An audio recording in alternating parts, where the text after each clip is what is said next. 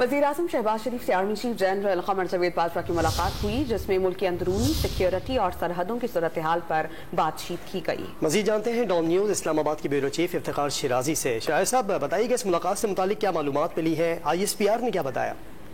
जी, इस हवाले से हमें ज़रा ये बता रहे हैं कि प्राइम मिनिस्टर शहबाज शरीफ साहब और आर्मी चीफ जनरल क़मर जावेद बाजवा की तवील नशिस्त हुई है और इस नशिस्त के अंदर मुल्क की जो दाखिली सिक्योरिटी की सूरत हाल है, सरहदों की जो सूरत हाल है, उसके ऊपर तफसीली गुफ्तगू हुई है और इस हवाले से काफ़ी एक तरह से डिस्कशन हुई है। और साथ में ज़रा ये भी बता रहे हैं कि इसके बाद एक आला सतह का इजलास प्राइम मिनिस्टर की ज़ेर सदारत इस वक्त प्राइम मिनिस्टर हाउस में हो रहा है और इस इजलास में भी आर्मी चीफ जनरल क़मर जावेद बाजवा और उनके साथ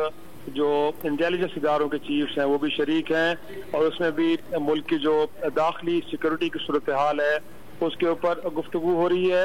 और ये इजलास अभी तक चल रहा है। तो ज़रा ये बता रहे हैं कि इससे पहले इजलास से पहले आर्मी चीफ और प्राइम मिनिस्टर की 1-on-1 मुलाकात हुई है और उस मुलाकात के अंदर भी मुल्क की दाखिली और सरहदों की सूरत हाल पर गुफ्तगू हुई और उसके बाद अब खैबर पख्तूनख्वा बिलखुसूस सवात की सूरत हाल और इंटरनल सिक्योरिटी के जो मामलात हैं उनके ऊपर एक आला सतह का इजलास हो रहा है जिसकी सदारत प्राइम मिनिस्टर कर रहे हैं और उसमें आर्मी चीफ के अलावा इंटेलिजेंस चीफ भी शरीक हैं। जी,